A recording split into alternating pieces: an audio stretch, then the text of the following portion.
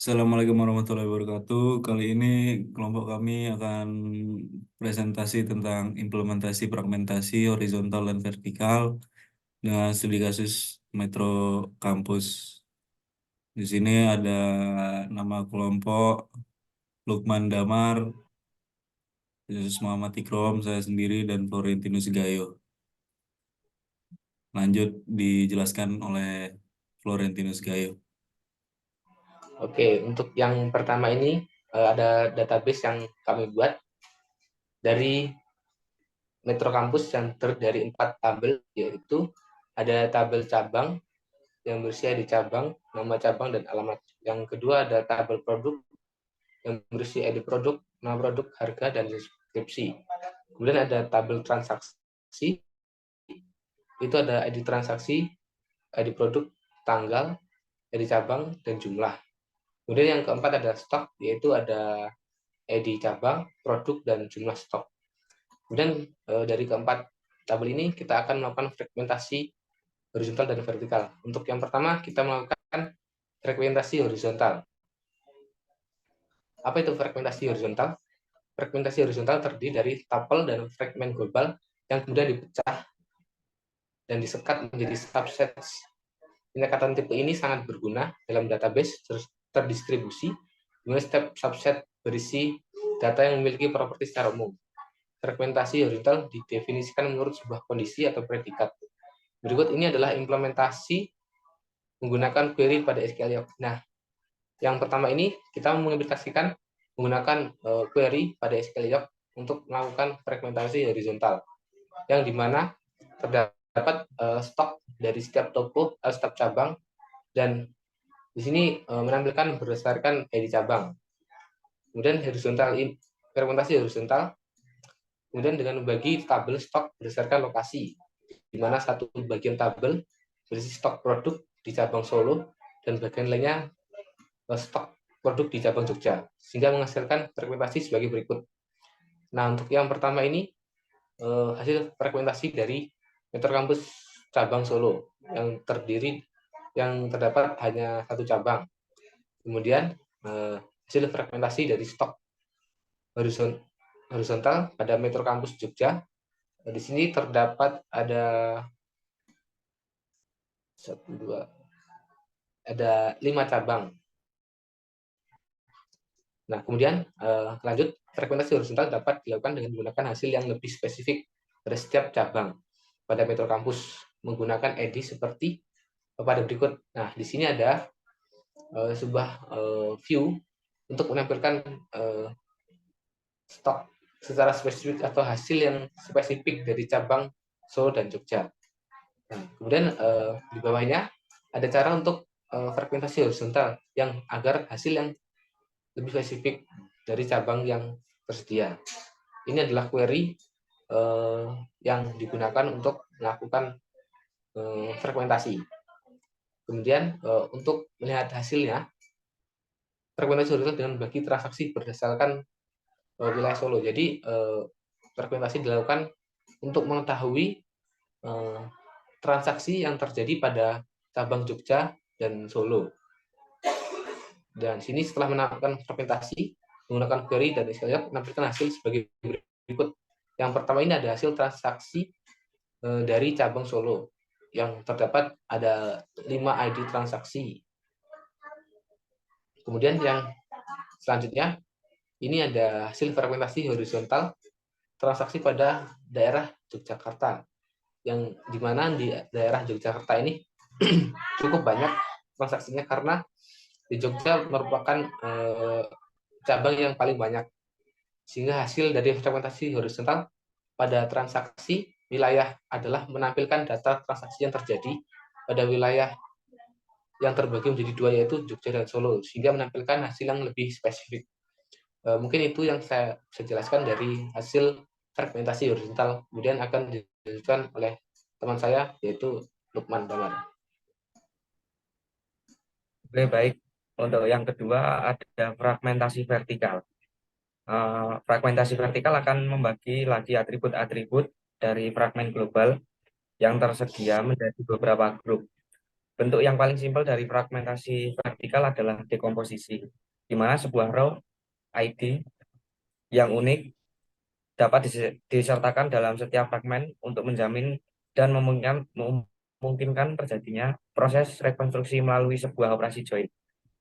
Dengan kata lain bahwa fragmentasi jenis ini akan membagi sebuah data menjadi beberapa tabel yang atributnya saling terkait.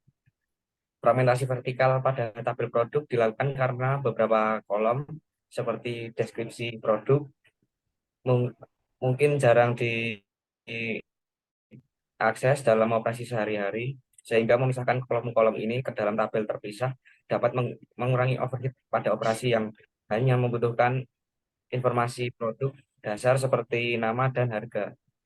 Berikut query untuk melakukan fragmentasi vertikal. Ada create view, product asset, access, select ID product, nama produk, harga from product. Create view produk, info tambahan, select ID produk, deskripsi from produk. Hasil dari fragmentasi vertikal terkait informasi yang sering diakses sehari-hari. Ada hasil fragmentasinya sebagai berikut.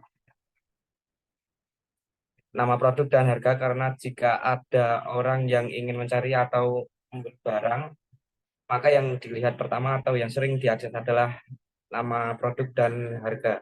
Sedangkan dari sisi admin adalah ID produk.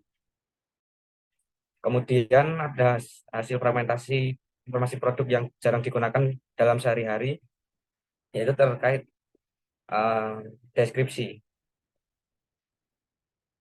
Kemudian nomor 3, jelaskan data apa saja yang menggunakan fragmentasi.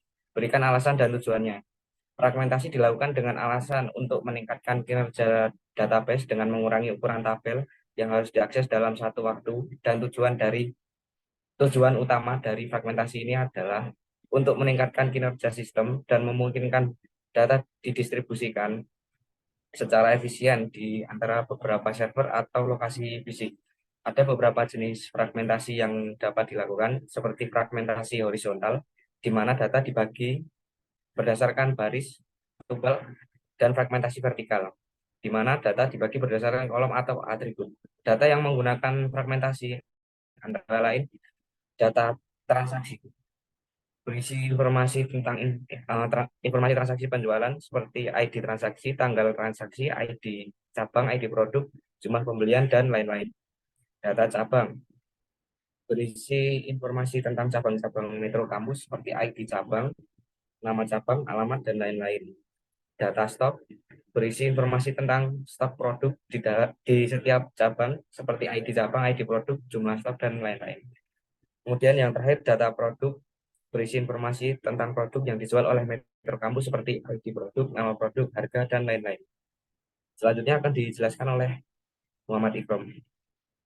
Yang nomor 4, jelaskan bagaimana caranya membuat teknik fragmentasi tersebut. Yang pertama, fragmentasi horizontal pada tabel stok dilakukan karena data produk di cabang Solo dan Yogyakarta akan sering diakses secara terpisah, sehingga membagi tabel tersebut berdasarkan lokasi cabang dapat meningkatkan kinerja operasi pengambilan stok. Contoh, membagi tabel stok berdasarkan lokasi cabang, di mana satu bagian tabel berisi stok produk di cabang Solo dan bagian lainnya berisi stok produk di cabang Yogyakarta.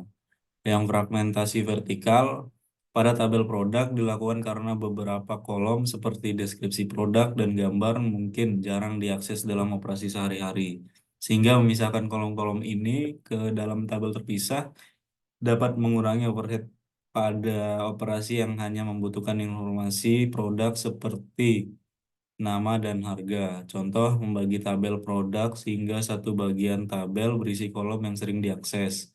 Misalnya nama produk dan harga, dan bagian lainnya berisi kolom yang jarang diakses, seperti deskripsi produk, Lanjut ke contohnya, di sini ada database Metro Kampus yang tabelnya itu ada tabel cabang, produk, stok, transaksi. Nah, pada cabang ini telah dibagi menjadi beberapa daerah, 2 daerah seperti Solo dan Yogyakarta. Di tabel cabang terdapat 2 wilayah tersebut dan setiap cabang memiliki ID-nya sehingga dapat dikelompokkan melalui atau menggunakan ID cabang. Seperti contohnya eh, yang ini, fragmentasi horizontal untuk melihat stok di cabang Solo saja, semisal menggunakan ID cabang, yaitu di sini kebetulan ID cabangnya 1 untuk di daerah Solo, jadi bisa dipisah menggunakan ID cabang yang ID-nya 1. Dan di Yogyakarta ID-nya dimulai dari 2 hingga 7, sehingga bisa dipecah satu persatu. Fragmentasi horizontal ini bisa dipecah menjadi dua view saja atau 2 fragmentasi saja, atau bisa dilakukan secara detail seperti ini.